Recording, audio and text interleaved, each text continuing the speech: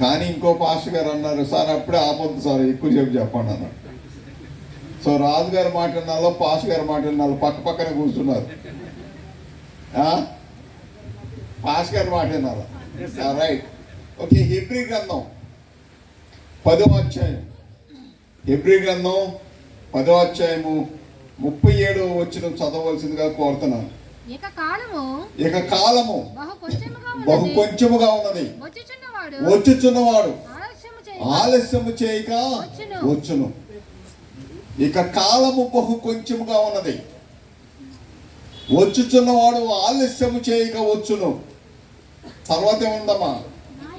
నా ఎదుట నీతిమంతుడైన వాడు విశ్వాస మూలముగా జీవించును గాని అతడు వెనుక తీసిన ఎడల అతని యందు నా ఆత్మకు. ప్రియమైనటువంటి విశ్వాసులారా, నాకు 12 సంవత్సరాల వయసు అప్పుడు నరసాపురం పాఠశాలలో నేను స్టూడెంట్కి వెళ్ళాను. ఆ రోజు నుండి యేసు ప్రభు వస్తున్నాడని వాక్యం బోధిస్తూనే ఉన్నారు. కానీ యేసు ప్రభు రాలా. 45 సంవత్సరాలు అయింది, యేసు ప్రభు రాలా. అప్పటి నుంచి ఇప్పటికి లెక్కేసుకుంటే బైబిల్లో చెప్పబడినటువంటి సూచనలన్నీ కూడా నెరవేరినాయి. వచ్చుచున్నవాడు ఆలస్యం చేయక వచ్చు. ఎవరు వచ్చేది? ప్రకటన గ్రంథం 22వ అధ్యాయం, ప్రకటన గ్రంథం 22వ అధ్యాయము 12వ వచనం. ప్రకటన గ్రంథం 22వ అధ్యాయం 12వ వచనం. ఇదిగో త్వరగా వచ్చుచున్నాను, వాని క్రియ చొప్పున ప్రతి వానికి వచ్చుటకు నేను సిద్ధపరిచిన జీతము. ఇది ఎవరు చెబుతున్నారు? యేసు ప్రభు. మేఘాడే వస్తున్నాడు, త్వరగా వస్తున్నానని చెబుతున్నాడు. ఇదిగో నేను త్వరగా వచ్చుతున్నాను, ప్రతి వానికి వాని క్రియలు చొప్పున వానికి జీతం ఏర్పాటు చేయడానికి వస్తున్నాను అన్నాడు. ప్రకటన గ్రంథం 1వ అధ్యాయము 7వ వచనంలో దేవుని యొక్క వాక్యం ఏం సెలవిస్తుంది యేసు ప్రభు రాకడ గురించి? ఇదిగో ఆయన మేఘాలుడై వచ్చుచున్నాడు, ప్రతి నేత్రము ఆయనను చూచును, ఆయనను పొడిచిన వారును చూచెదరు, భూజనులందరూ ఆయన చూచి రొమ్ము కొట్టుకుందరు. అవును, ఆమేన్. ఇదిగో ఆయన మేఘాలుడై వచ్చుచున్నాడు, ప్రతి నేత్రము ఆయన చూచును, ప్రతి నేత్రము ఆయన చూచును. యేసు ప్రభు వస్తున్నాడని ఇక్కడ ఎక్కడన్నా చెప్పబడిందా? నేను అని చెప్పాడు, ఆయన వస్తున్నాడని చెప్పాడు. ఇక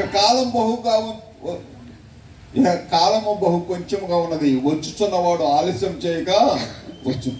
అయితే ఎవరు వస్తున్నారని బైబిల్ చెబుతుందో చూద్దాం. మత్తయి సువార్త 25వ అధ్యాయం, మత్తయి సువార్త 25వ అధ్యాయంలో దేవుని యొక్క వాక్యం ఏమని చెప్పబడిందో చూద్దాం.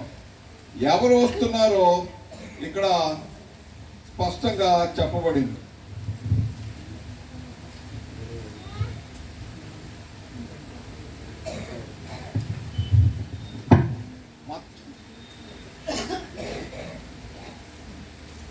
ఓకే,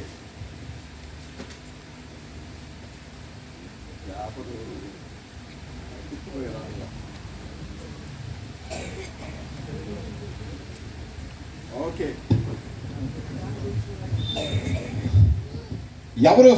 ఎవరు వస్తున్నారో చూద్దాం. మత్తయి సువార్త 25వ అధ్యాయము 31వ వచనం నుండి. తన మహిమతో మనుష్య కుమారుడు ఆయనతో కూడా సమస్త దూతలు వచ్చినప్పుడు ఆయన తన మహిమ గల సింహాసనం మీద ఆసీనుడై ఉన్నది. మనిషి కుమారుడు ఎవరు? యేసు ప్రభు. మనిషి కుమారుడు వస్తున్నాడు, దేవదూతల పరివారంతో వస్తున్నాడు. రాత్రి మనం చదువుకుందాం 1 తెస్సలోనికీయులు 4వ అధ్యాయము 16-17లో ఆర్భాటముతోనూ ప్రధాన దూత శబ్దముతోను దేవుని బోరతోను పరలోకము నుండి ప్రభు దిగి వచ్చును. క్రీస్తునందు మృతులైన వారు మొదట. యేసు ప్రభు వస్తున్నాడు. మత్తయి సువార్త 24వ అధ్యాయంలో, మత్తయి సువార్త 24వ అధ్యాయంలో గుర్తులన్నీ చెప్పాడు. నీ రాకడ ముందు గుర్తులేంటి ప్రభు అని శిష్యులు అడిగినప్పుడు ఆయన చెప్పిందేమనగా యుద్ధాలు జరుగుతాయి అని చెప్పాడు. జనం మీదకి జనం వెళ్తారని చెప్పాడు. భూకంపాలు వస్తాయి అని చెప్పాడు. కరువులు వస్తాయి అని చెప్పాడు. తెగుళ్ళు వస్తాయి అని చెప్పాడు. ఇవన్నీ కూడా వచ్చినాయి. సూర్యుడి కాంతి ఇవ్వడం చెప్పాడు. నక్షత్రాలు రాలుతాయి అని చెప్పాడు. అన్నీ చెప్పినవన్నీ కూడా నెరవేరినాయి. యుద్ధాలు జరిగినాయి, భూకంపాలు వచ్చినాయి, కరువులు వచ్చినాయి, తెగుళ్ళు వచ్చినాయి. యేసు ప్రభు చెప్పినటువంటి గుర్తులన్నీ కూడా నెరవేరినాయి. ఇంకొక గుర్తు ఒక్కటే ఉంది. ఆ గుర్తు ఏంటో తెలుసా? మత్తయి సువార్త 24వ అధ్యాయం, మత్తయి సువార్త 24వ అధ్యాయంలో ఆ ఆఖరి గుర్తు ఉంది. మత్తయి సువార్త 24వ అధ్యాయంలో ఆఖరి గుర్తు ఉంది. అది ఎక్కడ? 14వ వచనం. మరియు ఈ రాజ్య సువార్త సకల జనములకు సాక్షాత్మై లోకమందంతటను ప్రకటింపబడును. అటు తరువాత అంతము వచ్చును. ఈ రాజ్య సువార్త సకల జనములకు అనగా క్రైస్తవులకు, అన్యులకు, ముస్లిమ్స్కి, ప్రపంచంలో అన్ని భాషలు మాట్లాడే వారికి ఈ రాజ్య సువార్త ప్రకటించాలి. ఈరోజు టెలివిజన్ ద్వారా వాక్యాన్ని బోధిస్తున్నారు, సెల్ ఫోన్ ద్వారా వాక్యాన్ని బోధిస్తున్నారు, మొబైల్ నెట్వర్క్ ద్వారా వాక్యాన్ని బోధిస్తున్నారు, డిజిటల్ నెట్వర్క్ ద్వారా వాక్యాన్ని బోధిస్తున్నారు.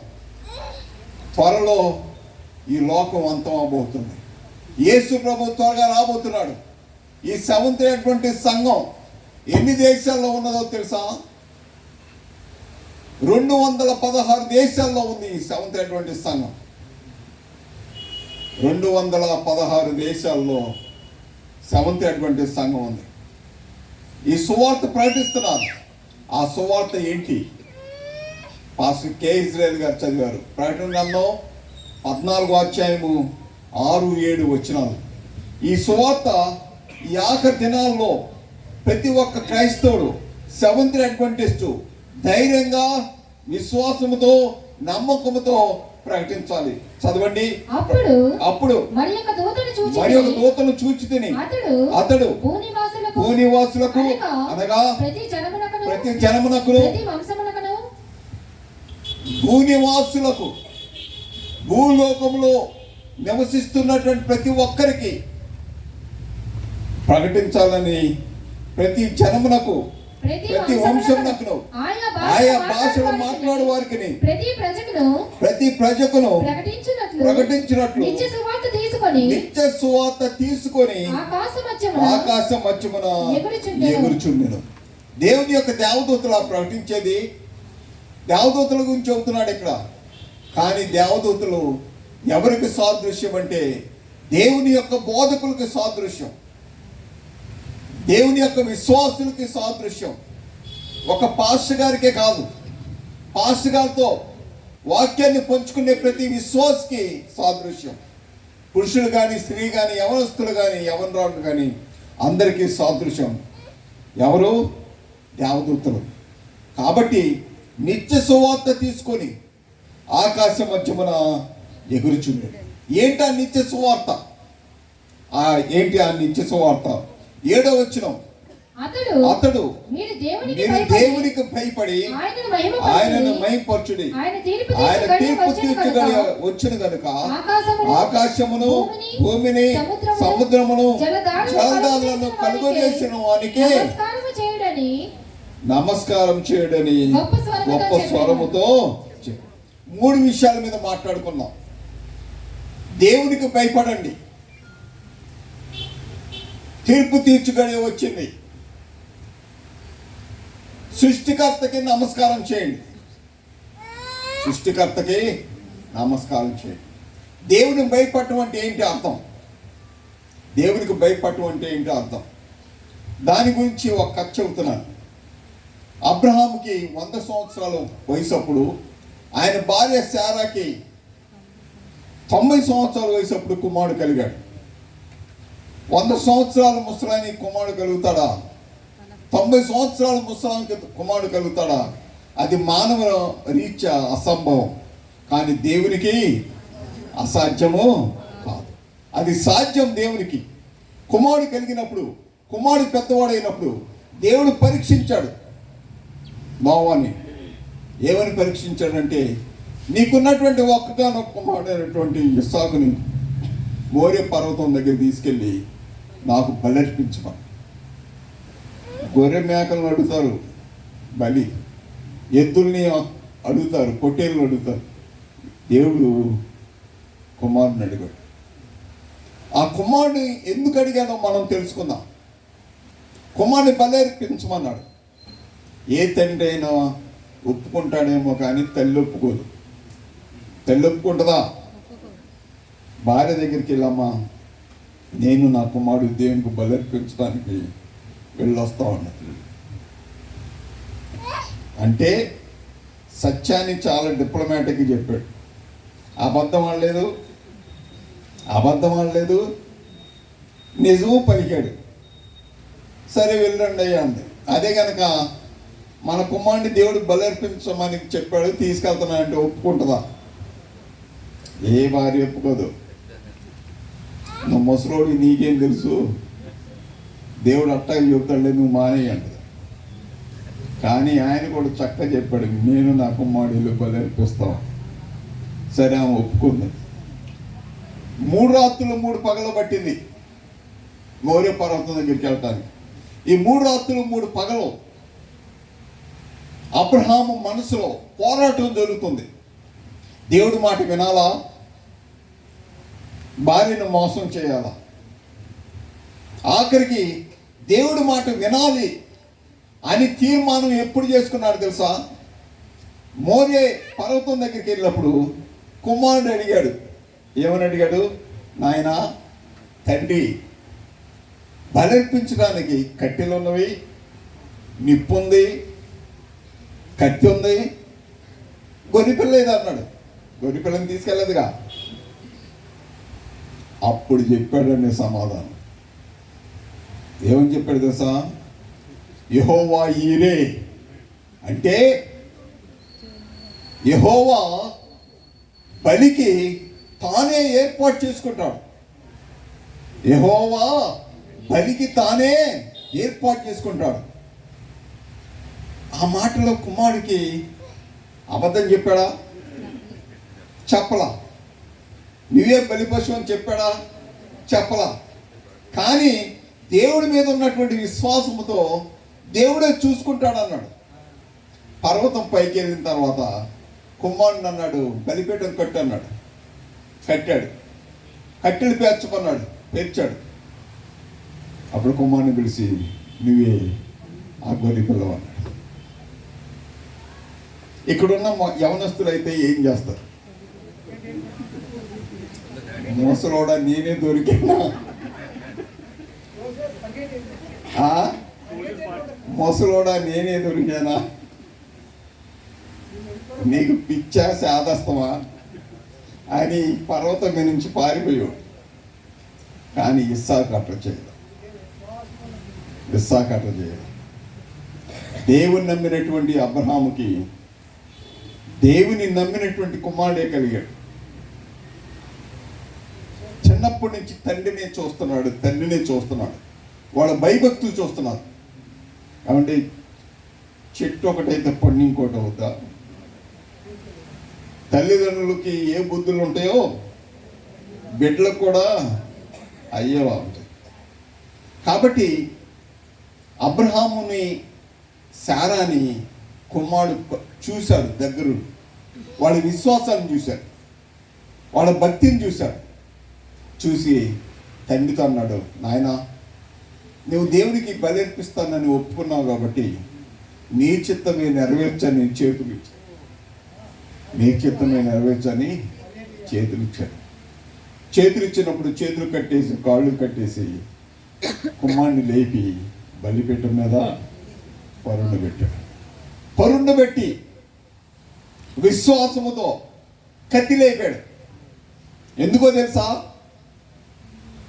నా కుమారుని నేను బలర్పిస్తే నా కుమారుణ్ణి మరణం నుండి లేపగలిగినటువంటి శక్తి దేవునికి ఉన్నది.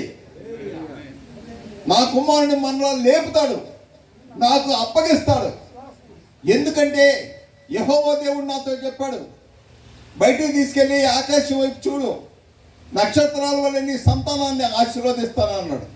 సముద్రం ఒడ్డున ఇసుక రేళ్ళ వల్ల నీ సంతానాన్ని ఆశీర్వదిస్తాను అన్నాడు. నా కుమారుడిని నేను బలర్పిస్తే దేవుడు నా కుమారుని బ్రతికించకపోతే దేవుని యొక్క వాగ్దానం ఎలా నెరవేరుద్దని ప్రశ్నించుకున్నాడు. అంటే దేవుని యొక్క వాగ్దానం తప్పనిసరిగా దేవుడు నెరవేరుస్తాడని నమ్మాడు. బైబిల్లో అనేకమైన వాగ్దానాలు ఉన్నాయి. ఇవన్నీ నమ్మితే మీ కుటుంబాలను నెరవేరుతాయి. ప్రేమటువంటి దేవుని బిడ్డలారా, దేవుడు తన కుమారుణ్ణి తిరిగి లేపి ఆయన చేతికి అప్పగిస్తాడని నమ్మాడు. అప్పుడు కత్తి లేపాడు. కత్తి లేపినప్పుడు ఏం జరిగిందో చూద్దాం. ఆదికాండం 22వ అధ్యాయం. ఆదికాండం 22వ అధ్యాయంలో ఆదికాండం 22వ అధ్యాయంలో ఈసారి బాగా వాడిన బైబిల్ తీసుకురావాలండి. ఇది కొత్త బైబిల్, పేజీలు కదలటం లేదు. ఓకే, 22వ అధ్యాయం 11, 12 వచనాలు చదువుకుందాం. యెహోవా దూత పరలోకము నుండి అబ్రహామా అని అతని పిలిచెను. అందుకతడు చిత్తము ప్రభువా నేను. అప్పుడు ఆయన ఆ చిన్నవాని మీద చెయ్యి వేయకము, అతనేమియూ చేయకము, నీకు ఒక్కడై ఉన్న నీ కుమారుని నాకియ వెనుక తీయలేదు కనుక నీవు దేవునికి భయపడివాడు అని ఎందువలన నాకు కనబడుతున్నది. నీకున్నటువంటి ఒక్కగానొక్క కుమారుణ్ణి నాకు పని ఇవ్వటానికి నీవు వెనుక తీయలేదు కాబట్టి నువ్వు నా యందు భయభక్తులు గలవాడు అని నువ్వు రుజువు చేశావు. అంటే అర్థం ఏంటంటే దేవుని భయపడటం అంటే దేవుని యొక్క మాటకు విధేయత కలిగి ఉంటాం, దేవుని యొక్క మాట వింటాం, దేవుని యొక్క మాట ప్రకారం చేయటం, దేవుని యొక్క ఆజ్ఞలను గైకొనటమే దేవుని అట్లా భయభక్తులు కలిగి ఉంటాం. ప్రేమటువంటి దేవుని బిడ్డలారా, దేవుని యందు భయభక్తులు కలిగి ఉంటే వచ్చే ఉపయోగం ఏంటి? దేవుని యందు భయభక్తులు కలిగి ఉంటే వచ్చే ఉపయోగము ఏంటి? సామెతల గ్రంథం 22వ అధ్యాయం, సామెతల గ్రంథం 22వ అధ్యాయంలో దేవుని యందు భయభక్తులు కలిగి ఉంటే వచ్చే ఆశీర్వాదాలు ఏంటో ఇక్కడ చెప్పాడు.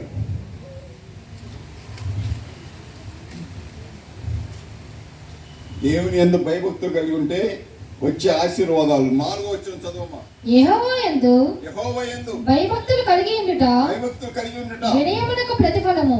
వినండి, యెహోవా యందు భయభక్తులు కలిగి ఉండుట వినయమునకు ప్రతిఫలము. ఐశ్వర్యమును ఘనతయు జీవమును దాని వలన కలుగును. దేవుని యందు భయభక్తులు గలవారు తాము తగ్గించుకుంటారు, వినయం కలిగి ఉంటారు. వారిలో గర్వం కానీ అహంభావం కానీ ఉండదు. వినయం కలిగి ఉంటారు, నెమ్మది కలిగి ఉంటారు, అందరిని గౌరవిస్తారు, అందరిని సన్మానిస్తారు. వారిలో వినయం ఉంటుంది. ఆ వినయం తర్వాత ఏమొచ్చుంది? ఐశ్వర్యం. ఐశ్వర్యం అంటే అర్థం ఏంటి? ఐశ్వర్యం అంటే ఏంటో తెలుసా? సంపద, వెండి బంగారాలు, ధనధాన్యాలు, పశువుల మందలు, దుక్కిటెద్దులు. అబ్రహాముని ఆశీర్వదించినటువంటి దేవుడు ఐశ్వర్యాన్ని ఇస్తాడు. తర్వాత ఐశ్వర్యం ఉన్న వాళ్ళే ఘనతకి ఎక్కుతారు, సమాజం, సంఘం వాడిని గౌరవించుద్ది. తర్వాత ఏమన్నాడు? జీవం. దాని వలన జీవము, దాని వలన కలుగును. ప్రేమటువంటి దేవుని బిడ్డలారా, దేవుడు వాక్యంలో దేవుని యందు భయభక్తులు కలిగి ఉంటే ఐశ్వర్యం ఉంటుంది, ఘనత కలుగుద్ది, జీవము దాని వలన ఉంటుంది. కాబట్టి దేవుని యొక్క వాక్యంలో దేవుని యందు భయభక్తులు కలిగి ఉంటాం అంటే దేవుని యందు విధేయత కలిగి ఉంటాం. ఇంకొక అర్థం ఏంటి? దేవుని యందు భయభక్తులు కలిగి ఉండటం అంటే ఇంకొక అర్థం ఏంటి? ఏంటో తెలుసా? దేవుని యందు భయభక్తులు కలిగి ఉండటం అంటే 16వ అధ్యాయం సామెతల గ్రంథం 16వ అధ్యాయం 6వ వచనం చదువుకుందాం. కృపా సత్యముల వలన దోషమునకు ప్రాయశ్చిత్తము కలుగును. యెహోవా యందు భయభక్తులు కలిగి ఉండటం వలన మనుషులు చెడుతనము నుండి తొలగిపోవుదురు. అది మనుషులు చెడుతనము నుండి తొలగిపోవుదురు. ఏది చెడో దాని నుండి తొలగిపోతారు, ఏది పాపమో దాని నుండి తొలగిపోతారు, ఏది పాపానికి సంబంధించినటువంటి శోధనో దాని నుండి పారిపోతారు, లేకపోతే దాన్ని జయిస్తారు. ప్రేమటువంటి విశ్వాసులారా, దీని గురించి చెడుతనం నుండి తొలగిపోవటం అనేది ఒక కథ చెబుతాను, చాలా జాగ్రత్తగా ఉండండి. యేసేపుని పొతిఫర్ ఇంట్లో బానిసగా అన్నలు అమ్మేశారు. ఆ పొతిఫర్ ఇంట్లో యేసేపు ఒక బానిసగా పనిచేస్తున్నాడు. బాబు, నువ్వు అటు ఇటు తిరిగి ఫోటోలు తీసుకున్నావు అనుకో, నేను చెప్పడం మానేస్తా. కాన్సన్ట్రేషన్ పోతుంది. ఆయన ప్రీచర్కి ఉండకూడదు అట్లా. పొతిఫర్ ఇంట్లో యేసేపు సేవ చేస్తున్నాడు. యేసేపు చాలా అందమైన వాడు, బైబిల్ చెబుతుంది ఎర్రని వాడు, పెద్ద నేత్రాలు కలిగినటువంటి వాడు, సౌందర్యవంతుడు. కొన్ని రోజులు పనిచేసినప్పుడు ఆ పొతిఫర్ చూశాడు, దేవుడు ఈ బిడ్డను ఆశీర్వదించాడని చూశాడు. ఆయన ద్వారా పొతిఫర్ ఇంటిని దేవుడు దీవించాడని చూశాడు. ఆయనకు బాధ్యతలు అప్పగించాడు. ఆ ఇంటిలో అన్నిటి మీద ఆయనకి అధికారాన్ని ఇచ్చాడు, ఎక్సెప్ట్ భార్య మీద తప్ప. భార్య మీద అధికారం ఇవ్వలేదు, అన్నిటి మీద అధికారం ఇచ్చాడు. ఆయన పనిచేస్తున్నాడు. ఒకరోజు పొతిఫర్ ఇంట్లో లేనప్పుడు ఈ పొతిఫర్ భార్య ఈ యవనస్తుడైన యేసేపు మీద కన్ను వేసి ఆమెతో వ్యభిచరించమని కోరింది. అప్పుడు ఆయన ఏమన్నాడు తెలుసా? ప్రేమైన దేవుని బిడ్డలారా, దేవునికి భయపడ్డవాడు ఏమన్నాడో మనం చూద్దాం. 39వ అధ్యాయం ఆదికాండం, 39వ అధ్యాయము ఆదికాండంలో యేసేపు ఏమన్నాడో ఇక మనం చూద్దాం. 39వ అధ్యాయము 7వ వచనం నుండి చదువుకుందాం. అటు తర్వాత అతని యజమానుని భార్య యోసేపు మీద కన్ను వేసి తనతో శయనించమని చెప్పాను. అయితే అతడు ఒప్పక నా యజమానుడు తనకు కలిగినదంతయు నా చేతికి అప్పగించను కదా, నా వశమున తన ఇంటిలో ఏమి ఉన్నదో అతడు ఎరుగడు. ఈ ఇంటిలో నాకంటే పైవాడు ఎవడనూ లేడు. నీవు అతని భార్యవైనందున నిన్ను తప్ప మరి దేనిని నాకు అప్పగింపక ఉండలేదు. కాబట్టి వినండి, ఇది ఇంపార్టెంట్. కాబట్టి నేను ఎంత ఘోరమైన దుష్కార్యము చేసి దేవునికి విరోధముగా పాపము కట్టుకుందునని తన యజమానుని భార్యతో, అబ్బా, తన యజమాని భార్యతో, యజమానుడు లేడు. పాపం చేస్తాడా, పాపాన్ని చేయిస్తాడా? చాయిస్ అతను. ప్రేమటువంటి విశ్వాసులారా, చాలా మంది వాక్యంలో నేను ఈరోజు చదివాను. ఎవరు చూస్తున్నారు మనం చేసేది? ఎవరు చూస్తున్నారు మనం ఎక్కడికి వెళ్ళేది? ఎవరికి తెలుసు మనం ఏం చేస్తున్నామో? మనసులో ఒకటి ఉంటుంది, పైన ఇంకోటి మాట్లాడతాడు. పైన మాటలు చాలా చక్కగా ఉంటాయి, కానీ హృదయంలో మాత్రం క్రోధం ఉంటుంది. ఎవరు చూస్తున్నారులే, దేవుడికి తెలుసా అని ప్రశ్నించే వాళ్ళు ఉన్నారు. కానీ యోసేపు దేవుని యందు భయభక్తులు గలవాడు కాబట్టి, ఆయన తండ్రి అయినటువంటి యాకోబు దగ్గర నేర్చుకున్నాడు కాబట్టి, చిన్నతనం నుండి వాక్యంలో ఎదిగాడు కాబట్టి, దేవుని యొక్క సన్నిధిలో ఆ బిడ్డ ఎదిగాడు కాబట్టి, దేవుని యొక్క భయభక్తుల్లో ఏమన్నాడంటే, కాబట్టి నేను ఇట్లు ఇంత ఘోరమైన దుష్కార్యము చేసి దేవునికి విరోధముగా పాపము కట్టుకుందినని తన యజమానిని భార్యతో అని. ఆమె ఆగిందా? ఆగల, వెంటబడింది. ఆఖరికి ఆయన వస్త్రపు చెంగు పట్టుకుంటే ఆయన వస్త్రపు చెంగు ఆమె చేతులు వదిలేసేసి పారిపోయాడు. శోధన వచ్చినప్పుడు నువ్వు దానితో వాదించావనుకో, శోధనలో పడిపోతావు. శోధన వచ్చినప్పుడు పారిపోవాలి. జయించడానికి శక్తి లేకపోతే పారిపోతే భర్త వచ్చేటప్పటికి ఒకలమారి ఏడుపులు ఏడ్చేసి నమ్ముతాడు. భార్య ఏడ్చితే భర్త నమ్ముతాడు, ఏ భర్త అయినా నమ్ముతాడు. అప్పుడు కానీ భర్తకు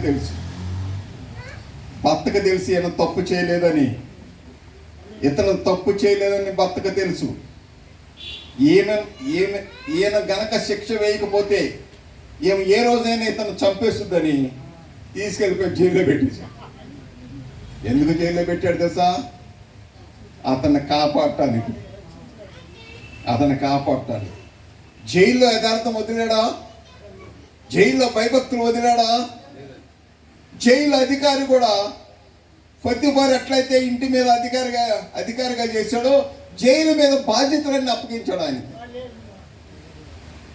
జైలు గురించి నేను గట్టి మాట్లాడుతున్నాను ఎందుకో తెలుసా? పాస్ట్ కేజ్రీవాల్ గారు జైలు మీద అధికారి. ఆయన అమెరికాలో జైలు మీద అధికారి. ఖైదీలు ఎలా ఉంటారో ఆయనకి తెలుసు. జైలు మీద అధికారి యోసేపు. తర్వాత ఏమైంది? ఆశ్చర్యంగా, అద్భుతంగా ఫరోకి కల రప్పించి దేవుడు ఆ జైలు నుండి బయటికి రప్పించి ఐగుప్తు దేశానికి ప్రధానమంత్రిగా చేశాడు. ఫరో రాజు ఆయన ఉంగరాన్ని తొడిగి ఆయన రథాన్ని ఆయనకిచ్చి, ఈ దేశంలో ఉన్నటువంటి నా ప్రజలందరూ నీ ఆజ్ఞ లేకుండా ఎక్కడికి వెళ్ళటానికి లేదు, ఏమి చేయటానికి లేదు. రాజ్యానికి నేను ఫరో రాజునే కానీ కార్యక్రమాలన్నీ చూసే, ప్రజల యొక్క బాగోగులు చూసేది నీవేమని చెప్పాడు. పొత్తిఫారు ఇంట్లో బాధ్యత అప్పగించాడు. జైలు అధికారి జైల్లో బాధ్యత అప్పగించాడు. ఫరో ఐగుప్తు దేశం మీదే బాధ్యత అప్పగించాడు, ప్రధానమంత్రిగా చేశాడు. ఒక ప్రశ్న, ఒక బానిస ప్రధానమంత్రి అవ్వగలడా? రే, నువ్వు ఎక్కడి నుంచి వచ్చావురా? నువ్వు పాలేరు కొడుకురా అనరా? ఇందాక సాక్ష్యం ఇచ్చాడు ఆయన, పూరి గుడిసెల్లో నుంచి వచ్చాను నేను. యెహోవాకు అసాధ్యమైనది ఏదైనా ఉన్నదా? నీవు దేవుని యందు భయభక్తులు కలిగి ఉంటే వినయం వచ్చింది. నీకు వినయం వస్తే ఐశ్వర్యం వచ్చింది. నీకు ఐశ్వర్యం వస్తే ఘనత వచ్చింది. నీకు ఘనత వస్తే దేవుడు నీకు నిత్య జీవాన్ని ఇస్తాడు.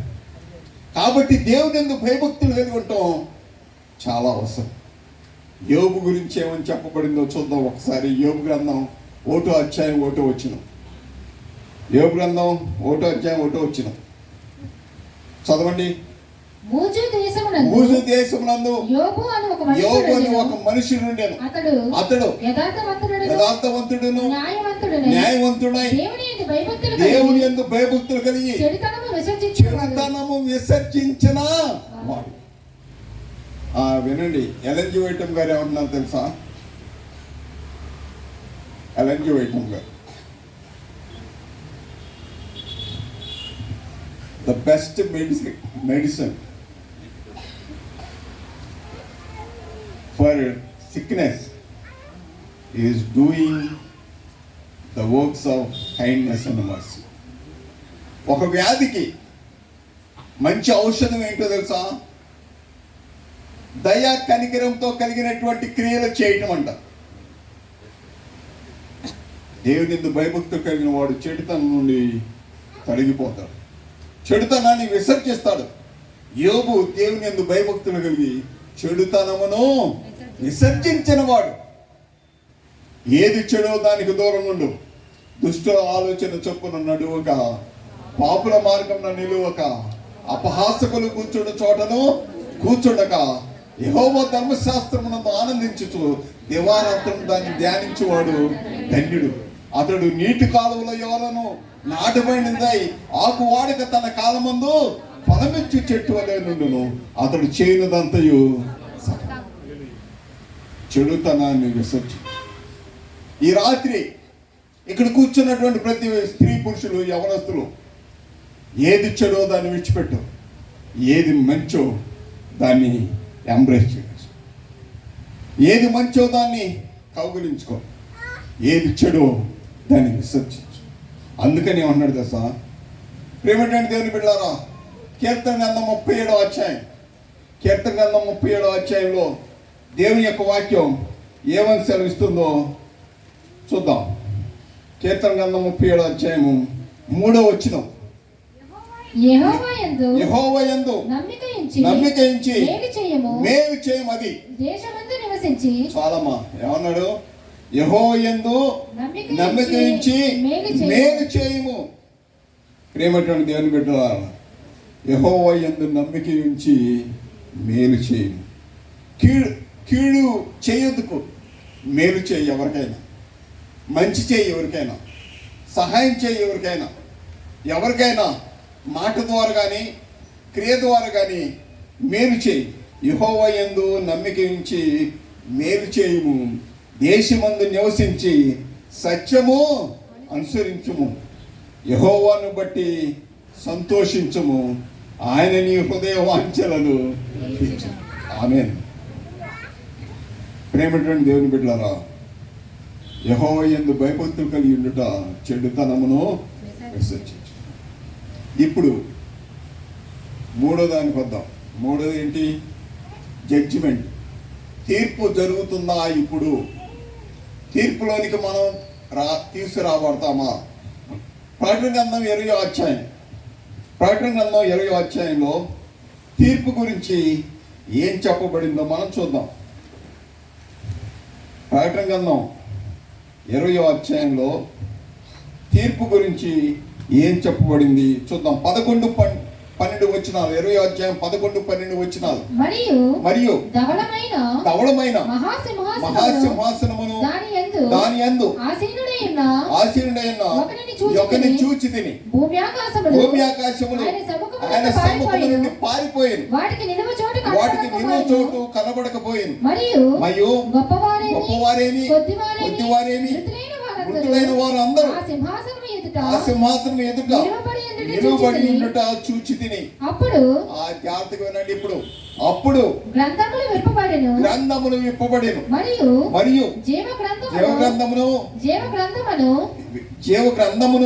వేరొక గ్రంథమును విప్పబడెను. ఆ గ్రంథముల యందు వ్రాయబడి ఉన్న వాటిని బట్టి తమ క్రియల చొప్పున మృతులు తీర్పు పొందిరి. గ్రంథములు తెరవబడుతున్నాయి. దేవదూతలు మనం చేసే పనులు, మనం మాట్లాడే మాటలు గ్రంథంలో రాస్తారు. ఇప్పుడు చూద్దాం ఏవి తీర్పులోనికి వస్తాయి. ఆ గ్రంథాల్లో ఏమి రాస్తారు, దేవదూతలు ఏమి రాస్తారు. చాలామంది ఏం మాట్లాడతారు, ఎవరేమనుకుంటే మనకేంటి. భారతదేశంలో ఒకటి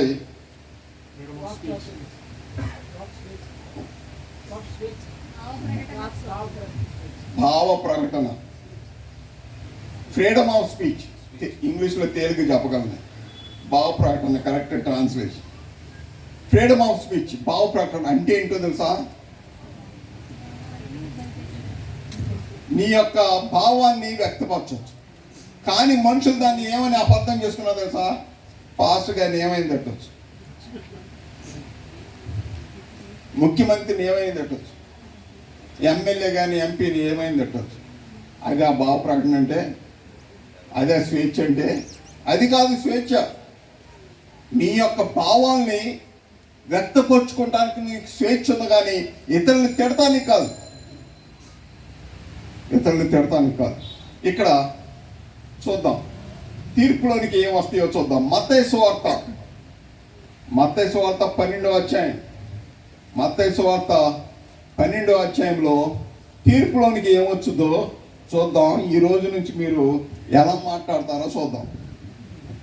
మత్తయి సువార్త 12వ అధ్యాయము 36, 37 వచ్చినారు. నేను మీతో చెప్పున్నది ఏమనగా మనుషుల పలుకు. ఇది ఎవరు చెబుతున్నారు తెలుసా? యేసు ప్రభు చెబుతున్నాడు. మనుషులు పలుకు వ్యర్థమైన ప్రతి మాటను కూర్చు విమర్శ దినమున అబ్బా అబ్బా అమ్మ లెక్క చెప్పవలసి ఉండును. అది గట్టిగా చెప్పాల. మనుషులు పలుకు వ్యర్థమైన ప్రతి మాటను బట్టి లెక్క చెప్పవలసి ఉన్నది. ప్రతి ఒక్క లెక్క ఒప్పు చెప్పాలా. మంచి మాటల గురించి కాదు. ఏమనుంది ఇక్కడ? వ్యర్థమైన ప్రతి మాటను గురించి, వ్యర్థమైన ప్రతి మాటను గురించి లెక్క ఒప్పు చెప్పాలి. నీ పొరుగువాన్ని నువ్వేమంటున్నావో గుర్తుంచుకో. నీ పాస్టర్ గారిని నువ్వేమంటున్నావు గుర్తుంచుకో.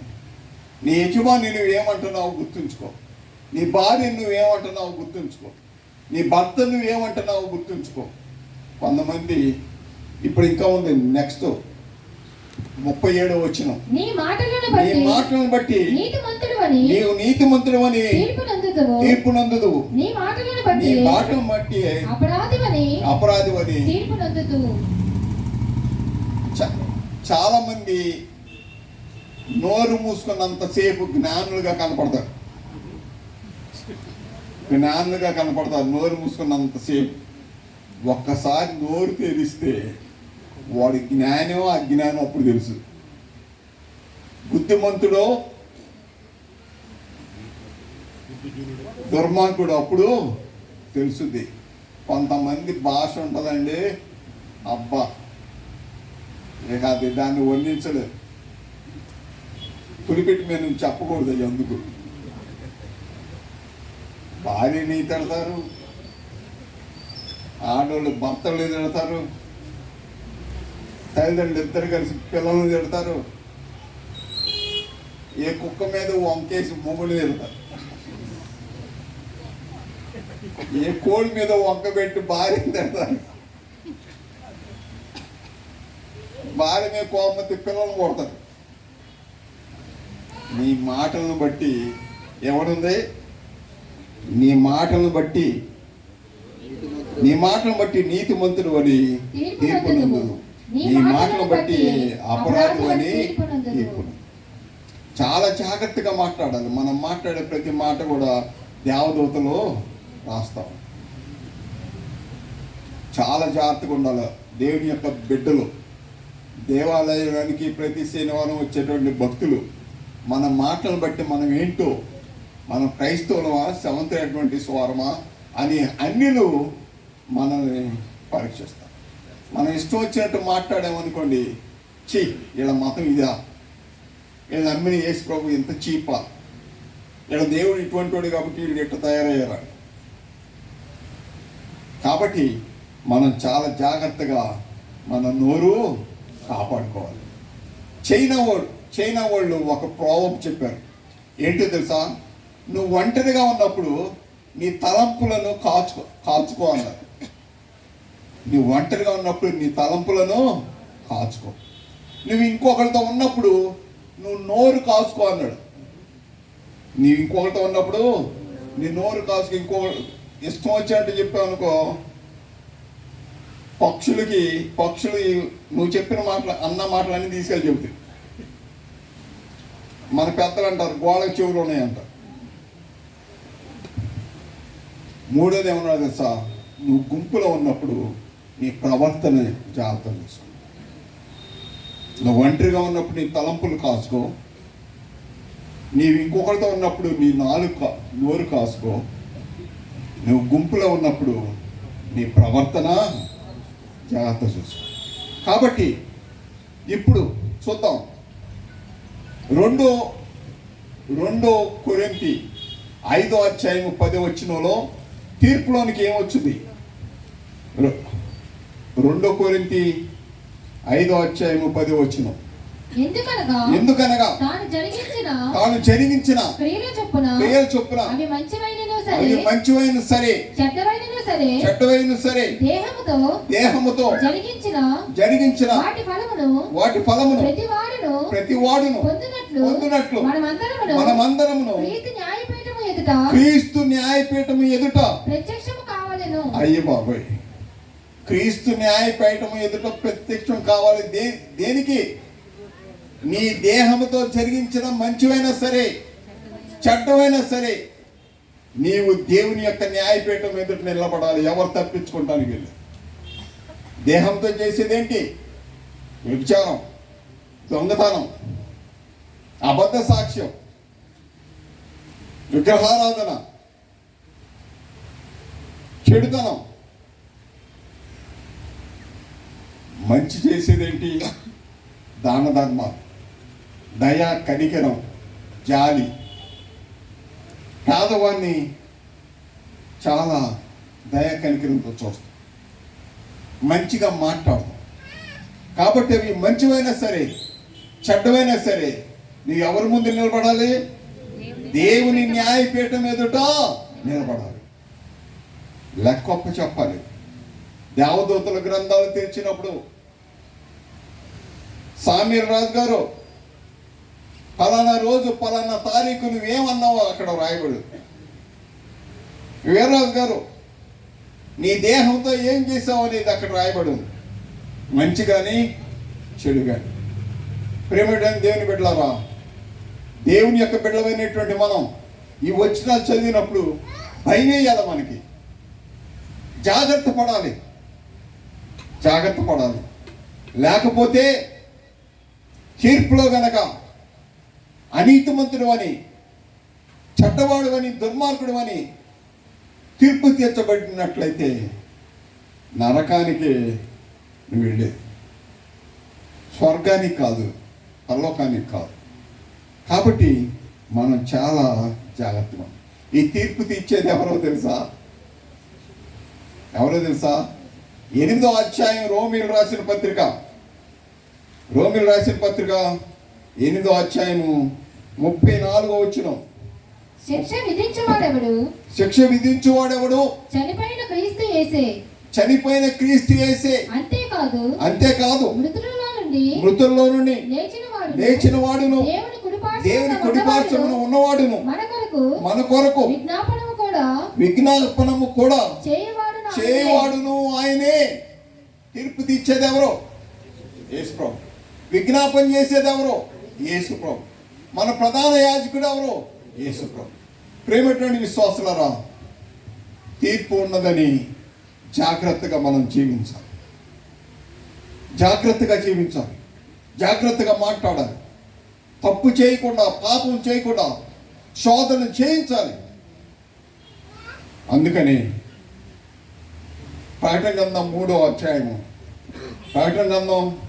3వ అధ్యాయంలో దేవుని యొక్క వాక్యము ఏమి సెలవిస్తుందో చూద్దాం. 3వ అధ్యాయము 21వ వచనం. నేను జయించి నా తండ్రితో కూడా ఆయన సింహాసనం ముందు కూర్చున్న ప్రకారము జయించువానిని నాతో కూడా నా సింహాసనం ముందు కూర్చుండనిచ్చేదను. జయించువాడు ఏంటి? యేసు ప్రభు బాప్తిసం తీసుకొని ఆత్మచేత అరణ్యానికి కొనుక్కోబడ్డప్పుడు సాతానుడు వచ్చన్నాడు. అప్పటికి యేసు ప్రభు 40 దినాలు ఉపవాసం ఉన్నాడు. అప్పుడు సాతానుడు వచ్చన్నాడు. ఎప్పుడు శోధిస్తాడు తెలుసా సాతానుడు? మనం బలహీనమైనప్పుడు శోధిస్తాడు. ఆయన తెలుసు. ఎలెన్ జోటం గారు అంటుంది, గ్రేటెస్ట్ సైకాలజిస్ట్ ఎవరు అంటే లూసిఫర్ అంట. మన బలాలు మన బలహీనతలు బాగా తెలుసు అంట. ఎక్కడ శోధిస్తే ఎక్కడ పడిపోతామో బాగా తెలుసు. కాబట్టి మనం చాలా జాగ్రత్తగా ఉండాలి. యేసుప్రభు అన్నాడు, జయించు అని. యేసుప్రభుని ఈ రాళ్ళని రొట్టె చేసుకొని తిను అన్నాడు. యేసుప్రభు ఏం చేశాడు? మనుషుడు రొట్టె వలన కాదు కానీ యెహోవా నోటి నుండి వచ్చి ప్రతి మాట వలన జీవించును అన్నాడు. ద్వితీయోపదేశకాండంలో ఉన్న వాక్యాన్ని చెప్పాడు. తర్వాత ఏమన్నాడు? గుడి శిఖరం మీదకి తీసుకెళ్ళి ఇక్కడి నుంచి దూకు, దేవుడు తన దేవదూతలను పంపుతాడు, ఈ రాజ్యం అంతా నీకు ఇస్తానన్నాడు. సాతాను మాట వింటే ఎప్పుడో ఓడిపోయాడు యేసు ప్రభు. సాతాను జయించాడు. నీ ప్రభువుని శోధించవద్దన్నాడు. తర్వాత ఏమన్నాడు తెలుసా? నాకు నమస్కారం చేయి, నాకు నమస్కారం చేయి. ఈ ప్రపంచంలో ఉన్నటువంటి ప్రపంచాలన్నింటినీ, విశ్వంలో ఉన్నాయన్నిటినీ నీకు అప్పగిస్తా అన్నాడు. ఆడేవుడు అప్పగించడానికి? ప్రపంచాలన్నీ ఎవరి? యేసు ప్రభుయే. ఆయనే రాజులకు రాజు, ప్రభులకు ప్రభు. అటువంటి ఆయన్ని నేను ఇస్తాను అంటున్నాడు. యేసు ప్రభు అన్నాడు, నీ దేవుడైన యెహోవాకి నమస్కారం చేయి, నీ దేవుడైన యెహోవాకి నువ్వే మొక్కు. శోధించాడు, జయించాడు యేసయ్య. అందుకంటున్నాడు, నేను జయించి నా తండ్రితో కూడా ఆయన సింహాసనం ముందు కూర్చున్న ప్రకారం జయించు అని నాతో కూడా నా సింహాసనం ముందు కూర్చుండని ఇచ్చేదని. శోధనలు ఎవరు చేయిస్తారు చెప్పండి? ఎవరు చేయిస్తారు తెలుసా? రెగ్యులర్గా బైబిల్ చదివేవాడు. ఎవరు చేయిస్తారు తెలుసా? రోజుకి కనీసం ఉదయం సాయంత్రం ప్రార్థన చేసుకునేవాళ్ళు. ఎవరు చేయిస్తారు తెలుసా? ధర్మశాస్త్రాన్ని ఒక అద్దంలో పెట్టుకొని తన జీవితాన్ని పరీక్షించుకునేవాడు. ఎవరు చేయిస్తారు తెలుసా శోధనని? దేవుని యందు భయభక్తులు కలిగిన వాడు. ప్రేమటండి దేవుని బిడ్డలారా, మనం అనవచ్చు, అవస్థానంలో నేనుంటే నేను అసలు పని వినేదాన్ని కాదు. అయ్యా సుధాకర్ గారు అనొచ్చు, ఆదం స్థానంలో నేనుంటే అసలు ఆ మాట వినేవాడిని కాదు. ప్రతి పురుషుడు సవాలు చేసేది అదే, కానీ పడిపోయేది అక్కడే.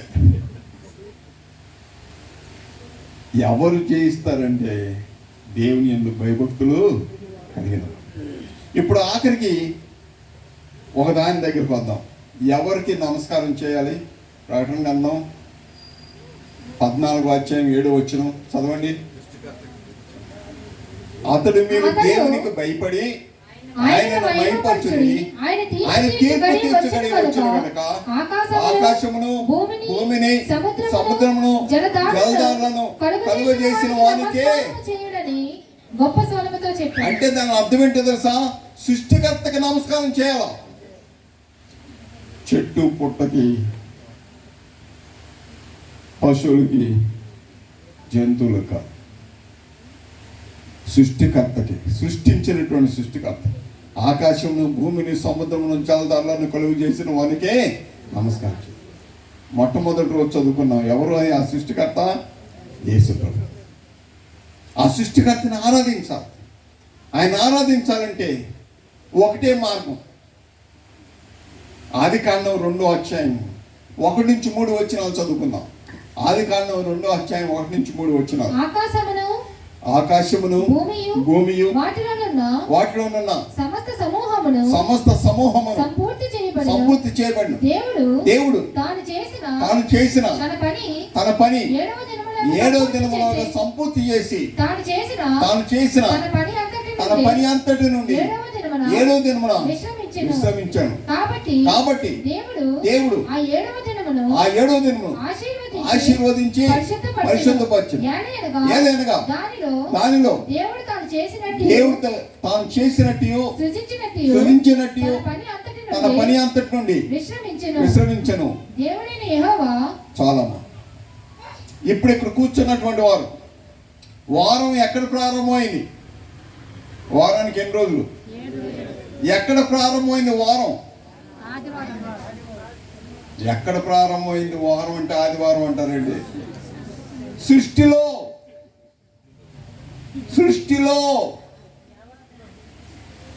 వారం ప్రారంభమైంది సృష్టిలో. 6 దినాలు దేవుడు సృష్టి అంతా చేసి 7వ దినమున ఏం చేశాడు? విశ్రమించాడు. వారానికి 7 రోజులు సృష్టిలో. అందుకని క్రియేషన్ వీక్ అంటారు. వారానికి 7 రోజులు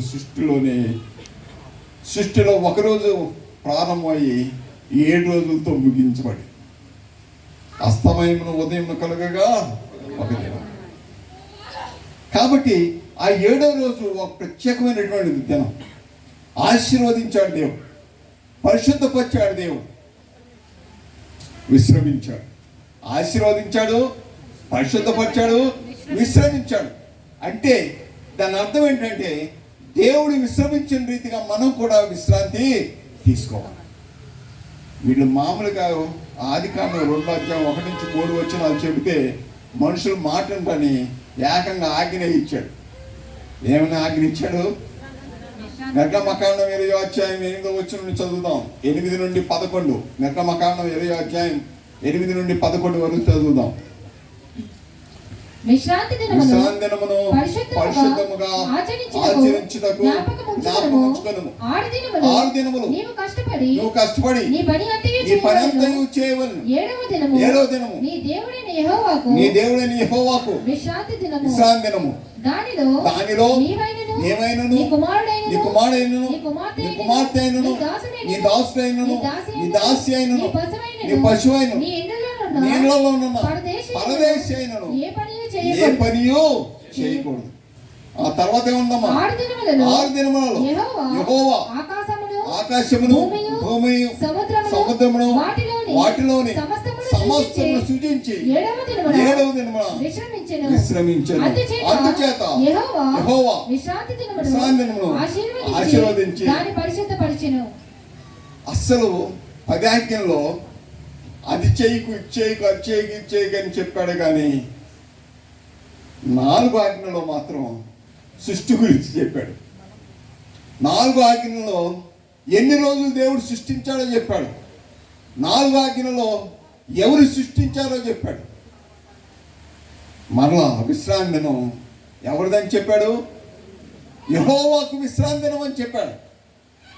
ఆ యెహోవాకి ఇచ్చినటువంటి యెహోవా యొక్క విశ్రాంతి దినాన్ని ఎవరికి ఇచ్చాడు? మనకిచ్చాడు. ప్రేమటువంటి దేవుని బిడ్డలారా,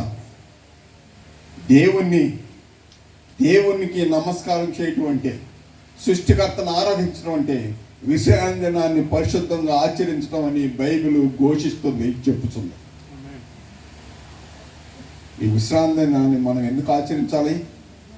మనం పరిశుద్ధపరచబడటానికి. నిర్గమకాండం 31వ అధ్యాయం, నిర్గమకాండంలో 31వ అధ్యాయంలో 12వ వచనం చదువు. మరియు యెహోవా మోషేతో ఇట్లనెను, నీవు ఇశ్రాయేలుతో నిజముగా మీరు నేను నియమించిన విశ్రాంతి దినములను ఆచరింపవలెను. మిమ్మును పరిశుద్ధపరచు యెహోవాను నేనే అని తెలుసుకున్నట్లు అది మీ తరతరములకు నాకును నీకును గుర్తగును. అది తరతరాలంటే ఎన్ని తరాలు బాబు? ఏమన్నా లిమిట్ ఉందా దానికి? ఈ సంతానం యేసు ప్రభు 2సార్లు వచ్చి పర్యంత వరకు దానికి ఎండ్ లేదు, లిమిట్ లేదు. దేవుడు మనం పరిశుద్ధపరుస్తాడని సూచనగా ఇచ్చాడు. దేవుడు మనం పరిశుద్ధపరచబడకుండా పరలోకానికి వెళ్ళడం. కాబట్టి మనం పరిశుద్ధపరచబడాలంటే విశ్రాంతి దినాన్ని పరిశుద్ధంగా ఆచరించమని దేవుడు చెప్పాడు. ప్రేమటువంటి దేవుని బిడ్డలారా, ఇశ్రాయేలులకి అరణ్యంలో దేవుడు విశ్రాంతి దినాన్ని ఆచరించడం నేర్పాడు. ఎట్లా నేర్పాడు తెలుసా? అరణ్యంలో వాళ్ళు సేద్యం చేయలేదు, నాటేయలేదు, పంట కోయలేదు. కానీ దేవుడు ఆహారాన్ని ఇచ్చాడు, సమృద్ధిగా ఆహారాన్ని ఇచ్చాడు. ఆకాశం నుండి మన్నాన్ని కురిపించాడు. ఎప్పుడెప్పుడు కురిపించాడు తెలుసా? వారానికి 6 రోజులే కురిపించాడు. 7వ రోజు విశ్రాంతి దినం, రేపు విశ్రాంతి దినం కాబట్టి ఈ రోజు 2 అంతలు కూర్చుకోండి అని చెప్పాడు. ఏ రోజుకి ఆ రోజే కూర్చుకోండి అన్నాడు. 6వ దినం వచ్చేటప్పటికి 2 అంతలు కూర్చుకోండి అన్నాడు. ఎందుకో తెలుసా? రేపు ఆ మన్నా మీకు దొరకదు. అంటే విశ్రాంతి దినాన మన్నాని కురిపించడం ఆపేసి విశ్రాంతి దినాన పని చేయకూడదని నేర్పాడు ఇశ్రాయేలుకి. ప్రేమటువంటి విశ్వాసులారా, ఏమని చెప్పాడు చూద్దాం. నిర్గమకాండం 16వ అధ్యాయం. నిర్గమకాండం 16వ అధ్యాయం. మీకు ఏదైనా చెప్పాలంటే వాక్య రీతిగానే చెప్పాలా, నోటి మాటలు చెప్తే కుదరదు. ఎందుకంటే మీరు బాగా బైబిల్ తెలిసిన వాళ్ళు. 16వ అధ్యాయం. ఇదిగోండి 21వ వచనం. వారు అనుదినము ఉదయమున ఒక్కొక్కడు తన ఇంటి వారి భోజనము తగినట్టుగా కూర్చుకొనేది. ఎండవేడిమికి అది కరిగెను. 6వ దినమున వారు ఒక్కొక్కరికి 2 ఓమెర్ల చొప్పున 2 ఆహారము కూర్చుకున్నప్పుడు సమాజం యొక్క అధికారులందరూ వచ్చి అది మోషేకు తెలిపిరి. అందుకతడు యెహోవా చెప్పిన మాట ఇది, రేపు విశ్రాంతి దినము, అది యెహోవాకు పరిశుద్ధమైన విశ్రాంతి దినము. మీరు కాచుకొనవలసినది కాచుకొనుడి, మీరు వండుకొనవలసినది వండుకొనుడి. ఉదయం వరకు మిగిలినంతయు మీ కొరకు ఉంచుకోండి అని వారితో చెప్పాను. 24వ వచనం. మోషే ఆజ్ఞాపించినట్లు వారు ఉదయం వరకు దానిని ఉంచుకోండి. అది కంపు కొట్టలేదు, దానికి పురుగు పట్టలేదు.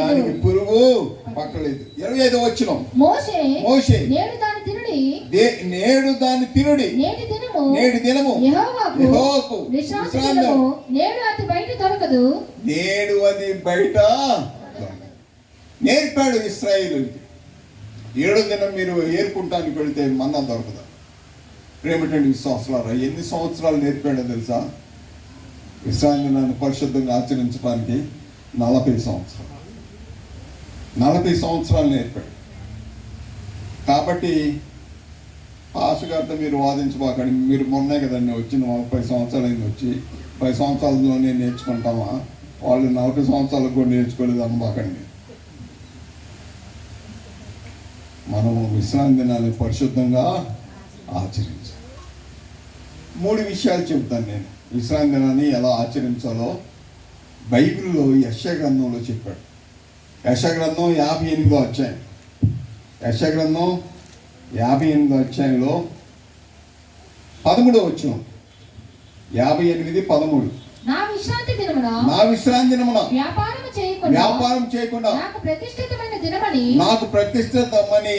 దినమని నీవు ఊరకుండిని ఎడల విశ్రాంతి దినము మనోహరమైనదని యెహోవాకు ప్రతిష్ఠితమని ఘనమైనదని అనుకొని దాన్ని ఘనముగా ఆచరించని పనులు చేయకేవు, వ్యాపారం చేయకేవు, లోకవార్తలు చెప్పుకొని ఉండని యెహోవా యందు ఆనందించు. ఇక్కడ ఈ 13వ వచనంలో, ఈ 13వ వచనాన్ని ఎవరైతే ఆచరిస్తారో దేవుడు వారిని ఆశీర్వదిస్తాడు. ఎవరిది? నా విశ్రాంతి దినమున వ్యాపారం చేయకుండా నాకు ప్రతిష్ఠితమైన దినమని ఊరకుండిని అన్నా. విశ్రాంతి దినం మనోహరమైందనియు యెహోవాకు ప్రతిదినమని ఘనమైందని అనుకొని దాన్ని ఘనముగా ఆచరించు. మనకి 7th Adventist ఎన్ని పండుగలు ఉన్నాయండి సంవత్సరానికి? 52 పండుగలు. అంటే ప్రతి విశ్రాంతి దినం పండగే, ప్రతి విశ్రాంతి దినం పండగే అనుకొని ఘనముగా ఆచరించిన ఎలా నీకు ఇష్టమైన పనులు చేయగయు, వ్యాపారం చేయగయు, లోకవార్తలు చెప్పుకొనకి ఉండిన ఎలా నీవు యెహోవా యందు ఆనందించదువు. దేశం యొక్క ఉన్నత స్థలముల మీద నేను నిన్ను ఎక్కించుదును. నీ తండ్రి అయిన యాకోబు స్వాస్థ్యం నీ అనుభవంలో. మంగమూరు అని ఒక ఊరు ఉందండి ఒంగోలు దగ్గర. అక్కడ నేను ప్రెసిడెంట్గా పనిచేశాను. ఒకరోజు శనివారం చర్చికి వెళ్ళి ఈ సబ్బాత్ గురించి చెబుతున్నా. ఆ వాక్యం మధ్యలో 10 మంది స్త్రీలు వచ్చి కూర్చున్నారు. అప్పుడు ఒక ఆమె ఈశ్వరమ్మ అని ఒక ఆమె, అయ్యా ఇప్పుడే వీళ్ళు పనికెళ్ళి వస్తున్నారు అయ్యా అంటే అర్థం ఏంటి? వీళ్ళు పనికెళ్ళి తప్పు చేశారు అయ్యా, శనివారం కదయ్యా, ఈరోజు పనికి వెళ్ళకూడదు కదా, వీళ్ళు పనికెళ్ళి వచ్చారని చెప్పి. వాళ్ళు సిగ్గుపడి నా కళ్ళు చూసి దండం పెట్టి, అయ్యా ఆ సాయం మమ్మల్ని అర్జెంటుగా రమ్మన్నాడు, వెళ్ళామయ్యా క్షమించు, ఇంకోసారి మేము వెళ్ళాం అని అన్నారు. అయ్యా మామేం చెప్పింది ఈ ఈశ్వరమ్మ, శనివారం పొట్టు పెట్టుద్దయ్యా మరి.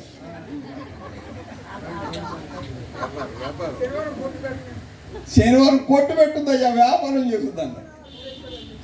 ఆమె సిగ్గుపడిపోయింది.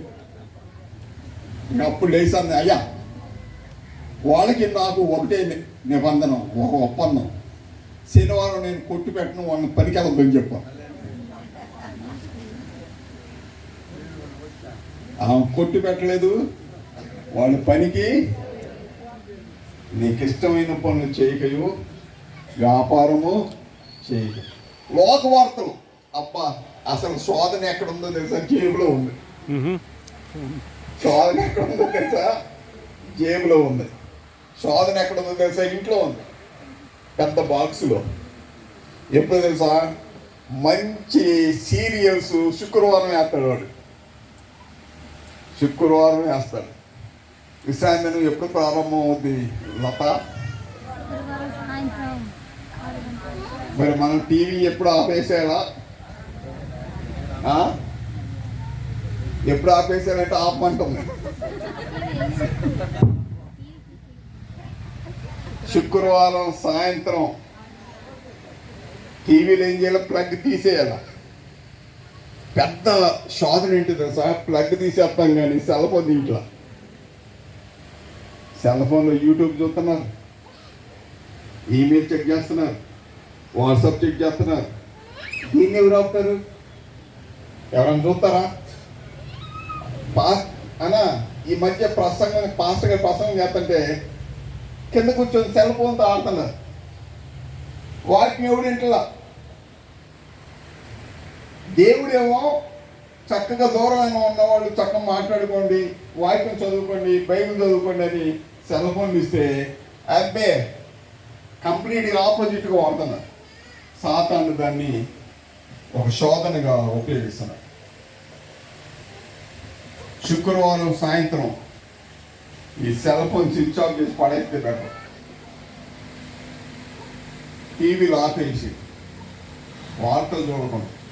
నేను ఈ సంతమావులని ఒక ఎట్లాగే వాక్యం చదువుతున్నా. టీవీలో మనం శుక్రవారం సాయంత్రం ఆపేసేయాలంటే అది చిన్నపిల్లలు వేసాలి, మరి ఎప్పుడు ఆన్ చేయాలి?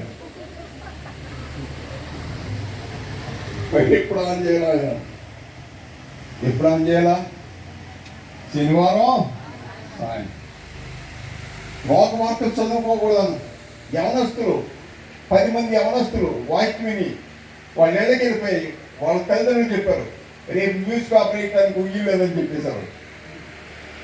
రేపు న్యూస్ పేపర్ ఇంటికి వేయటానికి వీలు, న్యూస్ పేపర్ చదవడానికి వీల్లేదని చెప్పారు వాళ్ళు యవనస్తులు. ప్రేమటువంటి దేవుని బిడ్డలారా, ఈ వాక్యాన్ని నిష్టగా, అన్యులు ఉపవాసం అంటే నిష్టగా ఉంటారు, ఏ పని చేసినా నిష్టగా చేస్తారు. మన క్రైస్తవులు నిష్టగా ఎందుకు చేయం? మనం కూడా నిష్టగా చేస్తే దేవుడు చాలా గొప్పగా ఆశీర్వదిస్తాడు, చాలా గొప్పగా ఆశీర్వదిస్తాడు. మనకు ఆ నిష్ట తెలియదు. ఆ నిష్టగా ఉంటే దేవుని యొక్క వాక్య ప్రకారం మనం జీవిస్తే దేవుడు చాలా గొప్పగా ఆశీర్వదిస్తాడు. ఆకాశపు వాకళ్ళు విప్పి పట్టజాలంత విస్తారమైన దీవెనలో కుమ్మరిస్తాడు. 3 పనులు చేయకూడదు. ఏంటి? పని చేయకూడదు, వ్యాపారం చేయకూడదు, లోకవార్తలో. ఇది మీరేమైనా కొనుక్కోవాలంటే ఎప్పుడు కొనుక్కోవాలా? ఎప్పుడు కొనుక్కోవాలా? ప్రెసిడెంట్ గారు, సెక్రటరీ గారు వస్తున్నారని గబాబెళ్ళి కోళ్ళు చేపలు కొనుక్కొచ్చేసి పాస్ గారు వంట చేయకూడదు. రేపు నో చికెన్, నో మటన్. ఎప్పుడు కొనుక్కోవాలి తెలుసా? శుక్రవారం సిద్ధపాటు దినం. యేసు ప్రభువుని వెంబడించినటువంటి స్త్రీలు ఎప్పుడు సుగంధ ద్రవ్యాలు కొని ఎప్పుడు విశ్రాంతి తీసుకున్నారో మనం చూద్దాం. లూకాసు వార్త 23వ అధ్యాయం, లూకాసు వార్త 23వ అధ్యాయము 54, 55, 56 వచనాలు. ఆ దినము సిద్ధపరచు దినము, విశ్రాంతి దిన ఆరంభము కావచ్చును. విశ్రాంతి దినము ఆరంభము కావచ్చును. అప్పుడు గలిలయ నుండి ఆయనతో కూడా వచ్చిన స్త్రీలు వెంట వెళ్ళి ఆ సమాధిని ఆయన దేహము ఎలా ఉంచబడినో చూచి తిరిగి వెళ్ళి సుగంధ ద్రవ్యములను పరిమళ తైలములను సిద్ధపరిచి ఆజ్ఞ చొప్పున విశ్రాంతి దినమున తీరికగా ఉండిరి. ఏమనుందండి? ఏమనుంది? ఆ దినము సిద్ధపరచు దినము, విశ్రాంతి దిన ఆరంభము కావచ్చును. అప్పుడు గలిలయ నుండి ఆయనతో కూడా వచ్చిన స్త్రీలు వెంట వెళ్ళి ఆ సమాధిని ఆయన దేహమును ఎలా ఉంచబడినో చూచి తిరిగి వెళ్ళి సుగంధ ద్రవ్యములను పరిమళ తైలములను సిద్ధపరిచి ఆజ్ఞ చొప్పున విశ్రాంతి దినమున తీరికగా. ఎప్పుడు కొన్నారు? ఎప్పుడు కొన్నారు అంట? సిద్ధపడి తినాల. శుక్రవారం సూర్యుడు అస్తమించక ముందే వాళ్ళు కొనుక్కున్నారు. సుగంధ ద్రవ్యాలు కొని ఆజ్ఞ చొప్పున విశ్రాంతి దినమున తీరికగా. దీనికి ఒక కథ చెబుతాను నేనండి. ఒంగోలులో నేను పనిచేస్తున్నా. శనివారం చక్కగా టై కట్టుకొని టక్ చేసుకొని బైబిల్ తీసుకొని వెళ్తున్నా. ఒక ఆమె బుట్ట తీసుకొని వచ్చింది బయట నుంచి. మొట్టమొదటి చూసాను ఆమె ఎవరో నాకు తెలియదు. వచ్చింది, ఏంటమ్మా బుట్ట తీసుకొని వచ్చాం? ఎండి చేపలు అయ్యాము. ఈ ఎండి చేపలు అంటే ఆశ కలుగుద్దు, కొనుక్కోవాలి. ఏం మెత్తాళ్ళు ఏం ఉంటాయి. ఎండి చేపలు అయ్యాను. అప్పుడు అన్నాను, అమ్మ ఈరోజు శనివారం మేము కొనుక్కోకూడదాము. ఎందుకని అడిగింది. ఎందుకని కొనరాంది? ఈరోజు విశ్రాంతిను వ్యాపారం చేయకూడదు, కొనుక్కోవద్దని ఉంది. నువ్వు కావాలంటే వేరే రోజు రా, నేను కొనుక్కుంటాను. నీ బుట్టలో ఎన్ని కొనుక్కుంటా, ఈరోజు మాత్రం కొన్ను. అయ్యా కాళ్ళు అవుతున్నాయి అయ్యా, అంత దూరం నుండి నడిచి వచ్చానయ్యా, ఒక 100 రూపాయలు కొనుక్కోయా. నువ్వు ఎన్ని అన్నాను, నీ కావాలంటే 100 రూపాయలు ఊరకనే ఇస్తాను, కానీ నేను కొనుక్కోను అని. సరేనయ్యా నాకు 100 రూపాయలు వద్దు కానీ ఇంకో రోజు వస్తానని వెళ్ళిపోయింది. బాబు నమ్మింది. విశ్రాంతి నానా ఈయన కొనడు అని నమ్మింది. నమ్మి ఇంకొక శుక్రవారం వచ్చింది ఉదయాన్నే. ఏందమ్మా వచ్చావన్నా? రేపు రావద్దన్నావుగా అంది. ఏందమ్మా వచ్చావంటే రేపు రావద్దన్నావు కదా, ఈరోజు వచ్చాను. నాకు ఆశ్చర్యం వేసి మా పాస్టర్ అని చెప్పి ఆ బుట్టలో ఎన్ని కొనేసి డబ్బులు ఇవ్వమ్మా. ఆమె ఏం చేసిందో తెలుసా? వేరే వాళ్ళు వ్యాపారస్తులకి చెప్పింది, ఆ క్యాంపస్లోకి వెళ్ళవాకండి. జానట్ గారని ఒక ఆయన ఉన్నాడు బాబు. చెప్పండి సార్.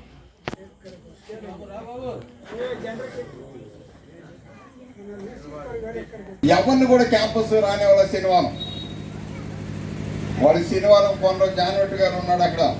ఎవరిని రానివాడు, వ్యాపారస్తులు ఎవరిని లోపల రానివాడు ఆ క్యాంపస్లో అని చెప్పి. ఇంకో శనివారం పనులు టాపీ మేస్త్రి ఆయన మనుషులు బొచ్చులు పార్లు తీసుకొని వచ్చారు లోపలికి. మేమేం చర్చికి వెళ్తున్నాం. ఏంటి వచ్చారన్నా? పనికి వచ్చామని. ఎవరు పంపారన్నా? మేస్త్రి పంపాడన్న. అప్పుడు శనివారం ఈ క్యాంపస్లో పనిచేయడానికి వీల్లేదు. విశ్రాంతి దినం, మేము చర్చికి వెళ్తాం, మేము పని చేయం, మీరందరూ వెళ్ళిపోయాను. అయ్యా మాకు కూలిపోతాను.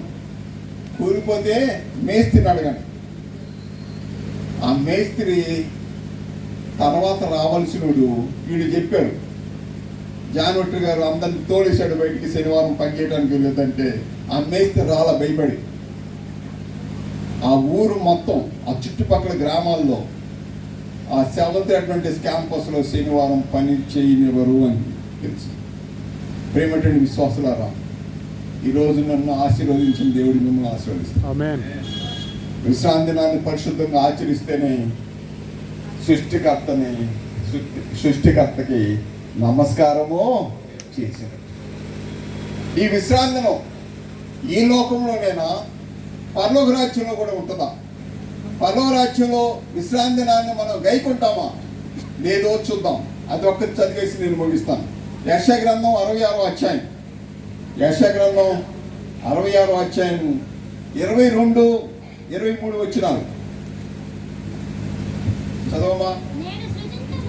నేను సృజింపబో కొత్త ఆకాశమును కొత్త భూమియు లయము కాక నా సన్నిధిని నిలిచినట్లు నీ సంతతియు నీ నామమును నిలిచియుండును. ఇదే యెహోవా వాక్కు. ప్రతి అమావాస్య దినములను ప్రతి విశ్రాంతి దినములను నా సన్నిధిని మొక్కుటకై సమస్త శరీరులు వచ్చెదరు. ఇది పరలోక రాజ్యంలో ప్రతి విశ్రాంతి దినాన దేవుని సన్నిధికి వెళ్ళి దేవుని యొక్క భక్తులు, రక్షించబడినటువంటి నీతిమంతులు దేవుణ్ణి ఆరాధిస్తారు.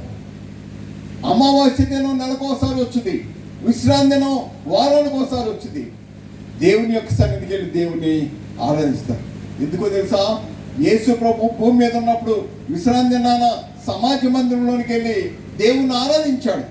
లూకా సువార్త 4వ అధ్యాయం 16వ వచనం, లూకా సువార్త 4వ అధ్యాయం 16వ వచనంలో ఏమనుందో చదువమ్మా. తర్వాత ఆయన తాను పెరిగిన నజరేతునకు వచ్చిన తన వాడుక చొప్పున విశ్రాంతి దినమందు సమాజ మందిరంలోనికి వెళ్ళి చదువుటకై నిలిచి ఉండగా ప్రవక్త అయిన యెషయా గ్రంథము తన వాడుక చొప్పున ప్రతి శనివారం తలుపులు తీసి ప్రార్థన జరుగుతుంది. ఇక్కడ దేవుని యొక్క భక్తులైనటువంటి మీరు ప్రతి శనివారం దేవుని యొక్క సన్నిధికి వచ్చి దేవుని ఆరాధిస్తారు. యేసు ప్రభు కూడా ప్రతి విశ్రాంతి దినాన దేవుని మందిరానికి వెళ్ళి దేవుని ఆరాధించేవాడు, దేవుని యొక్క వాక్యాన్ని బోధించేవాడు. ఎందుకో తెలుసా? విశ్రాంతి దినమునకు మనుష్య కుమారుడు ప్రభు అయినాడు. మార్కు సువార్త 2వ అధ్యాయము 27, 28 వచనాలు చదువుకొని ముగించుకుందాం. మార్కు సువార్త 2వ అధ్యాయము 27, 28 వచనాలు. మరియు విశ్రాంతి దినము జాగ్రత్తగానండి, విశ్రాంతి దినము మనుష్యుల కొరకే. అది విశ్రాంతి దినము మనుష్యుల కొరకే నియమింపబడింది. కానీ మనుష్యులు విశ్రాంతి దినం కొరకు నియమింపబడలేదు. అందువలన మనుష్య కుమారుడు విశ్రాంతి దినమునకు ప్రభువై ఉన్నాడని వారితో విశ్రాంతి దినమునకు మనుష్య కుమారుడు ప్రభు అయి ఉన్నాడు. విశ్రాంతి దినం మనుషుల కొరకే నియమింపబడింది. ప్రేమటువంటి విశ్వాసులారా, ఇది మనుషులు అంటే అందరూ, క్రైస్తవులు, ముస్లిమ్స్, అన్యులు. ఈ విశ్రాంతి దినం ప్రతి ఒక్కరికి ఆశీర్వాదకరంగా ఉండాలని నా ప్రార్థన. ప్రతి ఒక్కరూ ఆశీర్వదించబడాలని నా ప్రార్థన. ప్రతి ఒక్కరూ ఆరోగ్యంతో ఆయుష్తో వర్ధిల్లాలని నా ప్రార్థన. ప్రతి ఒక్కరి యొక్క అవసరాలు దేవుడు ఆయన కృప చొప్పున, ఆయన యొక్క ఐశ్వర్యం చొప్పున క్రీస్తు యేసునందు మహిమలో మీ ప్రతి అవసరము దేవుడు తీర్చాలని నా ప్రార్థన. దేవుడు మీ కోరికను సిద్ధింపజేసి మీ ఆలోచన యావత్తు సఫలపరచాలని నా ప్రార్థన. దేవుడు మిమ్మల్ని అందరిని దీవించి ఆశీర్వదించునుగాక. ఆమేన్.